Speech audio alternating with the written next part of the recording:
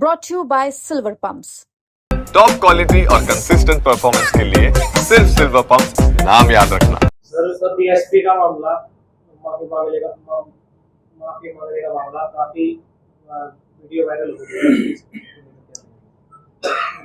मैंने भी कई दिन से बड़ी गहराई से उसको देखा है।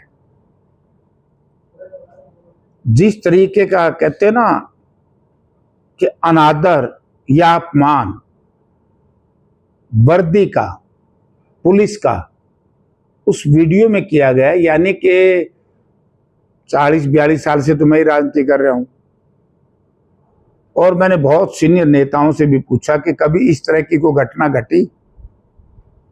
आजादी के बाद हरियाणा प्रदेश में इस तरह की पुलिस के डीएसपी से एक भारतीय जनता पार्टी का कोई नेता या कार्यकर्ता माफी मंगवाए, इससे मुझे ऐसा लगा कि बीजेपी का अहंकार, घमंड का तांडव है। इससे बड़ा अहंकार हो नहीं सकता। और मैं तो कहना चाहूंगा कि उनके अध्यक्ष हैं बड़ोली साहब, या तो उस व्यक्ति को पार्टी से निकालें। अगर वो व्यक्ति पार्टी में रहेगा और इस तरह का वीडियो, जबकि आज फोर्स हो, पैरामिलिट्री फोर्स हो, फौज हो, पुलिस हो, उसका मनोबल बढ़ाना चाहिए हमने, जिस तरह का संकट देश के ऊपर है। और आज जो कानून के रखवाले हैं, लैंड ऑर्डर मेंटेन करते हैं, उनको इस तरीके से अपमानित किया गया और भारतीय जनता पार्टी ने कोई एक्शन नहीं लिया। शर्म आनी चाहिए भारतीय जनता पार्टी ने। क्यों, कौन व्यक्ति है, किसके कहने से क्या है, या तो कहीं किसी सरकारी दबाव में, क्या कारण क्या है। जिस तरह का वीडियो है उससे तो लगता है कि भय में या डरा करके उस डीएसपी साहब से ये माफीनामा करवाया गया। मैं इसकी निंदा करता हूं और मैं आप लोगों के माध्यम से हरियाणा प्रदेश के लोगों से भी कहना चाहता हूं कि लोगों, जो हमने कहा था कि बाय डिफॉल्ट हरियाणा प्रदेश में ऐसे लोगों के हाथ में सत्ता आ गई और ऐसी पार्टी का राज बन गया जिसने, आप इस वीडियो के माध्यम से देखते हैं कि कितना अहंकार आ गया, घमंड आ गया। एक तरफ आज मेरे हिसाब से पुलिस का कोई भी अधिकारी या कर्मचारी ये जरूर शर्मिंदगी महसूस करता है कि वर्दी में ऐसा कुछ नहीं हुआ आज तक। अगर इन्होंने इतना ये बीजेपी वालों ने करना है, मेरे भाई, हमारा पानी चला गया। हमारा जो बीबीएमबी का शेर था बाखड़ा में, यहां अहंकार, घमंड, तांडव और जो जिम्मेवारी लोगों ने दी थी आज से 7 महीने पहले बीजेपी को, उसमें 100% फेल। हम नहीं बोलना चाहते थे कि 1 वर्ष तक का समय दे देना चाहिए नई सरकार किसी की बने, लेकिन आज हालत इस तरह की हो गई, विशेष तौर से हिसार पार्लियामेंट क्षेत्र में या भिवानी पार्लियामेंट क्षेत्र में, सरसा के बहुत बड़े इलाके में, कुरुक्षेत्र के बहुत बड़े इलाके में, जो कलाश साइड का इलाका है, जींद में, आज पानी की बड़ी अति आवश्यकता थी। लोगों की कपास की बिजाई नहीं हो सकी। और परसों जब पंजाब के चीफ मिनिस्टर ने यह बयान दे दिया कि हरियाणा ने तो अपने हिस्से का पानी ले लिया, तो आपने देखा होगा परसों, एक दिन पहले, चौधरी भूपेंद्र सिंह हुड्डा जी ने, हम विधायक सांसदों ने प्रेस कॉन्फ्रेंस करनी पड़ी। उससे पहले हम 4 सांसद देश के वाटर रिसोर्सेज मिनिस्टर से मिलना चाहते थे। पूरा दिन उन्होंने टाइम नहीं दिया, क्योंकि अगर हमने टाइम देते तो जवाब क्या था केंद्र के जल संसाधन मंत्री के पास। क्योंकि सरकार इतनी सत्ता में गफलत है, इतना घमंड हो गया भाजपा का कि हमारे जो अधिकारी थे वही नहीं लगाए। जब पानी का हिस्सा देने वाला को मुलाजिमे को नहीं उड़े, इन्होंने पहले पानी निकाल दिया। पानी की जरूरत होती है, हमारा हिस्सा नहीं बंटवाया। और पंजाब के लोगों में भी अहंकार है। और मैं इसीलिए मैं हमेशा कहता हूं, आम आदमी पार्टी और बीजेपी ने मिलकर के हरियाणा में खेल खेला और अब पंजाब में भी इस तरह का ड्रामा कर रहे हैं। वरना ये कभी देखा आपने? 3 साल से हमारी पोस्ट खाली है बीबीएमबी में। अब आनंद फानन में माननीय गृह मंत्री जी ने मीटिंग बुलाई और जबरदस्ती उनको एससी भी लगा दिया, अब तो सेक्रेटरी भी लगा दिया। 3 साल से क्या कर रहे थे भाई? जो बात हम लोगों को कह रहे थे कि लोगों, धर्म और जात के हिसाब से अगर वोट दोगे तो हरियाणा प्रदेश का ये पार्टी सत्यानाश कर देगी। और गैलन के 2 सहयोगी लाए गए हैं, तो इससे बुरी बात हो नहीं सकती। सर, तो पंजाब सरकार बोल रही है कि हरियाणा जबरदस्ती दबाव बना रहा है और जो पानी है वो इससे अपना यूज कर चुका है। नहीं, देखिए, पंजाब सरकार की गलती है कि उन्होंने हमारा पानी, जब चलो हमारी सरकार की तो नाकामी है कि इन्होंने अपने अधिकारी नहीं लगाए, ये तो फेल्योर है हरियाणा सरकार का। लेकिन उन्होंने भी तो सोचना चाहिए था, उन्होंने पानी ऐसे कैसे बंद कर दिया? ये संघीय ढांचा है। संघीय ढांचा में प्रदेश का अलग नियम है, प्रदेश चलाने का, केंद्र चलाने का अलग नियम है, और केंद्र और प्रदेश ने दोनों ने मिलकर के देश और प्रदेश को चलाना चाहिए।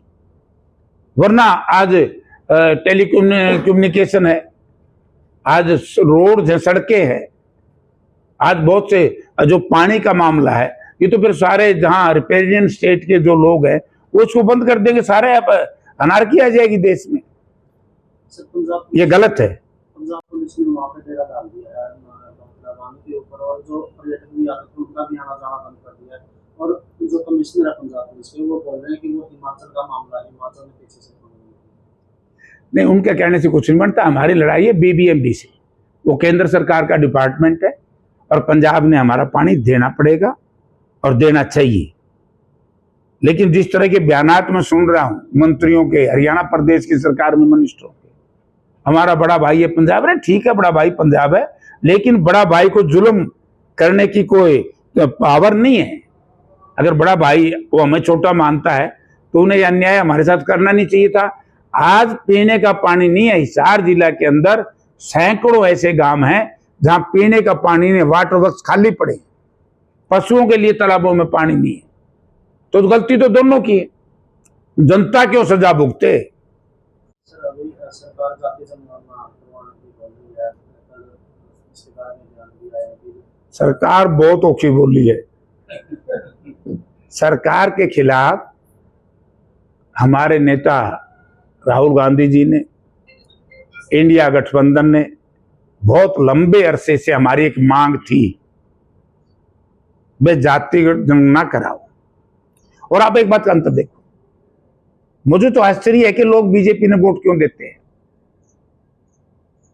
बीजेपी ने 11 साल में मुझे एक काम वो बता दो, बीजेपी में जो नेता रहे हैं या थे, एक नेता मुझे ये बता दो कि बीजेपी ने जो कांग्रेस ने काम किए थे उन्हीं को आगे बढ़ाया।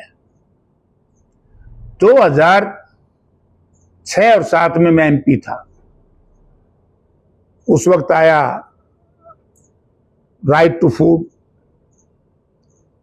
उस वक्त आया आरटीआई, उस वक्त आया आधार, ये सारी चीजें उस वक्त आई ना डॉक्टर मनमोहन सिंह के टाइम।